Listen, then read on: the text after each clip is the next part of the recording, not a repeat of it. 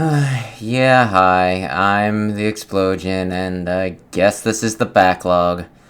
I don't know, we still doing this? Anyway, I played some stuff and read a thing, so I guess I'll go over it. For some reason, I just can't seem to care about this episode. First up is Genesis Noir by Fellow Traveler. It's an indie point-and-click adventure. Or at least I think it is.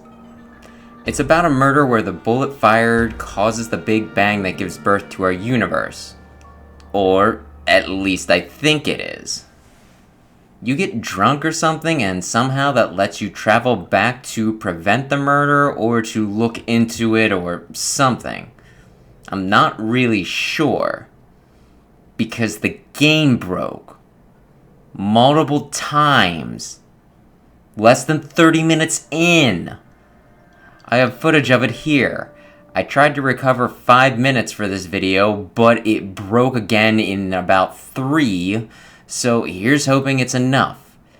From what I can tell, because the left stick is both your movement input and cursor, if you move the cursor off of your character when you use it for a different action, it doesn't let you use the action you need the next time you need it because your character is no longer selected. Perfect!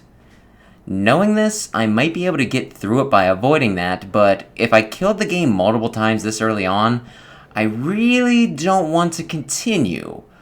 I watched a review prior to picking this up, and it was generally positive, but it did mention some game-breaking glitches, so maybe I should have expected it.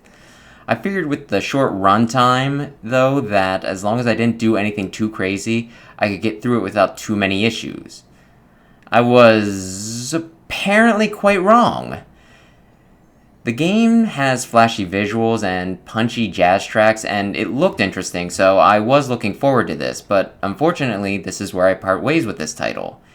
Maybe later they'll patch some of the issues out and I can give this another try, but I'd advise avoiding this title for the time being. And then there was a smash drop for Devilman. How many times will they reboot that guy? The original anime was pretty terrible, but I have to admit, Devilman Crybaby was pretty cool. Anyway, Devilman here has his Devil Beam, Devil Kick, Devil Chop, Devil Punch, and Devil Wing, among others. I am pretty sure that those are Devilman's attacks, but joking aside, it's Kazuma Mishima from Tekken. I could have taken my previous joke in a different direction by calling him Tekken Man and lamenting that they didn't use Tekken Man Blade instead, but I could only use one old anime reference, and I think people know Devilman better at this point. Though I do enjoy some Tatsunoko. Anyway, I had to rewrite this part because originally, when I played through classic mode, Kazuya seemed so slow and boring that I rated him the worst in the game. Then I played against level 9 Kazuya, which I think is a bit of a meme at this point, and won half the time, got my ass beat in 2 combos in the other half, making me think he was the most broken character in the game instead. Then I fiddled around a bit more and could beat him more consistently, though getting close still does make me a bit nervous. So then, how does he play? He's slow. Super slow. I think Sakurai said he's even slower than Ganondorf, but he hits incredibly hard. Perhaps the hardest in the game.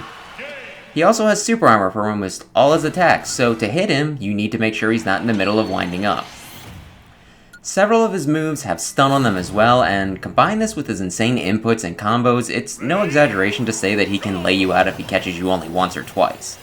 He can also fly, with one of those insane third jumps that doesn't quite seem to fit his super heavy status. Of course, with those inputs I mentioned, he's incredibly difficult to use at high levels. I think it'll take a bit for most to get used to, if they have the patience to work towards that point at all. The only people I can see using him effectively at the moment are prodigies, computers who have all his moves programmed in automatically, and Tekken players who are already familiar enough with his inner workings and they have a leg up on learning him here. He's probably a bit much for most players, though if you do want to use him, allow me to show you the high-level technique I came up with. Oh yeah, you seeing this? You seeing this? Yeah, this is the meta. No one can say I'm bad at this game. The only way around these are reflectors, jumping over it to get close, and spawning on top of Kazuya. I will say though, with what a threat he is up close, he's great for zoning practice. He teaches you to fight at a distance while keeping up the pressure so he can't use his own range attack, though I doubt this playstyle will win you any friends. Screw it, I play Smash to win, not to network.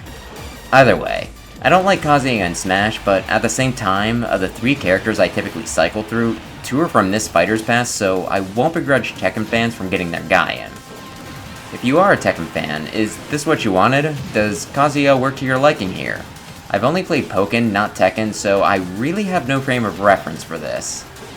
Then there were the Mii Costumes, which I have very mixed feelings about. They announced costumes for Shantae and Lloyd Irving, 2 characters that were high on my list of ones I wanted in. Dante from Dante was also included, which the first 3 Devil May Cry games are on my list. So while I don't care now, I probably will fall in love with him later. Yeah, I'd rather have another Mega Man character or a Darkstalkers in Smash, but I wouldn't have hated having him in. And then there's Dragonborn Man, which I think is Skyrim, a game I will likely never play. Now, just because they're Mii fighters doesn't mean that the characters are deconfirmed. Mario, Link, Samus, and others are playable and yet have Mii costumes, so it doesn't really mean anything. No one's ever made the jump from Assist Trophy to Fighter, at least not in the same game, so Waluigi and Shovel Knight are pretty unlikely, but Miis don't mean much. That said, it does make those 4 seem unlikely when Sakurai says that the next fighter is the last being added to the game. After all, why introduce a costume when you're going to get the full thing in a matter of months? So yeah, I'm kinda bummed. I'd be fine getting Smash DLC till the end of time. I would continue to pay and continue to buy the amiibo that goes with it as well. I love this game, and I think it's super well made, and I appreciate all the love and hard work that's put into it. There are games that do continually put out new content, like Fortnite at a breakneck pace, and Overwatch would add new characters periodically as well. At least they did until Blizzard had that one scandal, and they announced Overwatch 2 to distract from it, but I'm sure when that comes out, it will be supported for a long time. Of course, Smash isn't really one of those games, and Nintendo isn't really one of those companies, though I think their mobile games keep getting updates. Making the end of the DLC even more depressing for me is that I never want to have a Smash game after Ultimate. For me at least, a crossover game like this is made by its roster. From what I understand, this lineup was very hard to procure, so it's unlikely we'll ever get one this large again. When the inevitable next game does come along, I'm sure that the mainstays and the big names will still be around, but I'll miss whoever isn't included, even if it's someone I don't play. And from what better players than me seem to say, this seems to be the most balanced the cast of characters has ever been, so the argument could be made that, competitively, this is objectively the best game in the series as well. Ideally, I'd like to see the next Nintendo console get an enhanced port of this game rather than a new entry, because this game will be hard to top. So yeah, I'm not sure disappointed is the right word for this segment of the video. I was owed 5 additional fighters, and then an additional 6, with the last one being due out by end of year, and before that, Piranha Plant was a bonus, so we got 12 characters, 13 if you consider Pyra and Mithra separate, which was pretty cool. Despite how much I rag on a few of the inclusions, I have no complaint and just love that this game was given such love and care for this long after release, and there's a fair chance that patches and Spirit events will continue to keep Ultimate alive even after Fighter Pass 2 concludes. I just wanted more, and no matter how much we got, I was always going to want more. It's understandable that the team might want to do something other than this with their lives. Smash isn't the only game. The end was inevitable, but so was the sadness that would accompany it. Melancholy. That's how this feels. I'm glad that Shovel Knight, Shantae, Sans, and Cuphead made it into the game in some form, but I was really hopeful for a Western indie game getting a full character. It could still happen. Maybe Hollow Knight, another Undertale character, or even one of the previous Mii characters will get full fighter treatment, but it's seeming fairly unlikely at this point. We'll know for sure sometime in the coming months, but for now, I leave things at melancholy. Once the game's complete, I'll probably get even more impassioned and retrospective, but for now, that's Kazuya and the Mii costumes that people are saying crush their hopes and dreams. I read Bushido, The Soul of Japan, by Inazo Nitobe.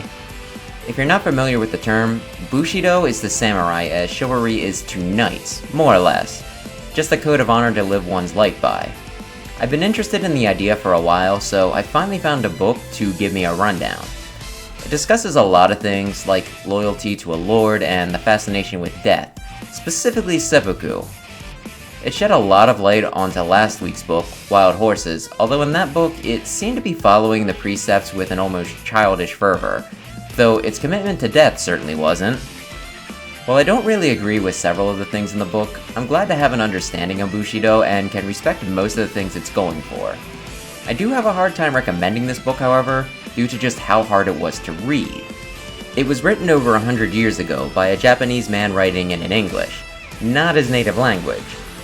Some of the spellings are either outdated or wrong, and it uses a lot of lingo and references that not many people today would be able to understand. That makes this book, though short, very difficult to read and understand. I kept questioning my reading comprehension and rereading passages, asking myself if whether I was sleep deprived or just a simple fool, but when I looked at the full context of when and how it was written, I was able to convince myself that it was more the book than me that was making things difficult. I did get the gist of what the book wanted to get across, but it didn't sink in as easily as I would have liked, and some things definitely went over my head. I think Bushido is interesting, and I would encourage people to look into it, but this book probably isn't the jumping on point. I want to get a book on chivalry next, but after that I may look into a different tome on Bushido. This title is good, I just don't think it's modern enough to be super effective in teaching most people. So that's another week down.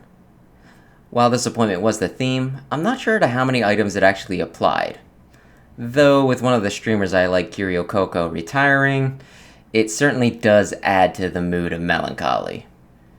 I mean, sure, the glitch game was certainly a disappointment, and I was also hoping to be able to follow my book more, but the Smash stuff is in a tricky area. While I am somewhat disappointed in the Smash things, to some degree, I know that not every character is going to be my thing, and I also figured that Kazuya would be one of the characters that didn't click with me in advance. As for the Miis, while I was hoping for a full fighter for some of them, especially Shantae, I also knew that it was a bit of a long shot, so having them in the game in this form actually isn't that bad of a deal. But saying it was a disappointment with Kazuya on the thumbnail might get me some rage clicks, so I did what I must. So yeah, thanks for watching, maybe subscribe if you enjoy this sort of thing, and perhaps I'll see you next week. Later!